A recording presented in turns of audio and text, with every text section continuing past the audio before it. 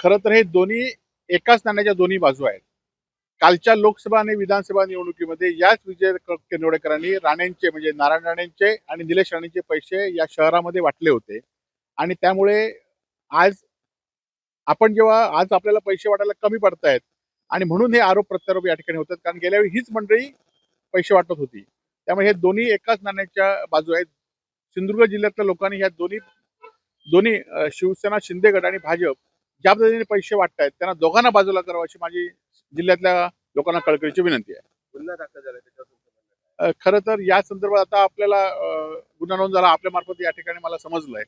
परंतु काल पैसे पकडले त्यांच्यावर सुद्धा गुन्हा नोंद झाला पाहिजे आणि या संदर्भात सुद्धा कशामुळे गुन्हा नोंद झाला याची सुद्धा मी माहिती घेईन.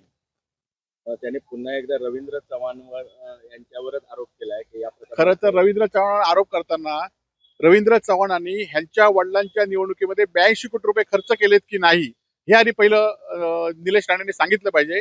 कारण त्यांच्या निवडणुकीमध्ये खर्च करतात तेव्हा रवींद्र चव्हाण चांगले होते आणि आता त्यांच्या विरोधात पैसे खर्च करतात म्हणून रवींद्र चव्हाणांवर आरोप करायचे हे हे कुठलं आहे. कारण कालच्या निवडणुकीमध्ये 82 कोटी रुपये रवींद्र चव्हाणांनीच खर्च केले होते.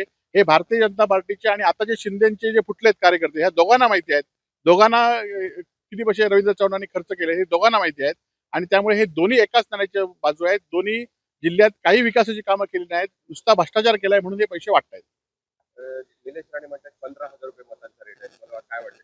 नाही आता कालपर्यंत 10,000 होता. आता रवींद्र चव्हाणांवर आरोप केल्यावर ह्यांचा रेट 15,000 होऊ शकतो, भाजपचा रेट 20,000 होऊ शकतो. परंतु मतदारांनी सुज्ञपणे मतदान करावं असं आमचं आव्हान आहे. निलेश राणेंनी असं म्हटलंय की निलेश राणेंचा बळीचा बकरा केला जातोय, त्यांच्या विरोधात शिंदे सेनेचे कुठलेही आमदार सोबत नाही. नाही आता खरं तर कोण बळीचा बकरा होतोय, परंतु या मुळे एक होईल मात्र की निलेश राणेंना विकास निधी संदर्भात गेल्या वर्षभरात कोणी विकास निधी दिला नाही आणि यापुढच्या काळामध्ये सुद्धा भारतीय जनता पार्टीचे मुख्यमंत्री आहेत म्हणून त्याचा थेट हे मात्र मात्र या मतदारसंघावर होऊ शकतो एवढं मात्र निश्चित आहे. या एकूण प्रकरणात गृह खात्याचा दबाव आहे का? कारण आज गुन्हा दाखल झालाय. नाही गृह खातं हे राज्यातलं गृह खातं हे झोपलेलं आहे. कारण आपण बघितलं असेल की गेल्या निवडणुकीमध्ये सुद्धा असेच पैसे वाटत होते. आपण व्हिडिओ बघितला होता निवडणुकीनंतर पैसे वाटायचे व्हिडिओ झाले त्याच्यावर एकातरी गुन्हा नोंद झालाय. त्यामुळे गृह खात्याकडनं आणि या निवडणूक आयोगाकडनं कोणती अपेक्षा नाहीये.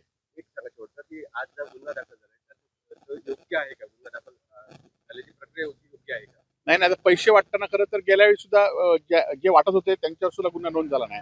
आज आपण बघताय की 2-3 दिवस झालेत पैसे पकडतायत, पैसे वाटतायत, सगळे सांगतायत. एक तरी पोलीस एक तरी निवडणूक आयोगाचा अधिकारी रस्त्यावर आहे का बघा. हे गुन्हा दाखल झालाय ते योग्य आहे का? नाही गुन्हा दाखल झाला याची माहिती मी घेईन आणि कशावर गुन्हा झालाय, कोणी तक्रार केली होती ह्याची पण माहिती घेतोय.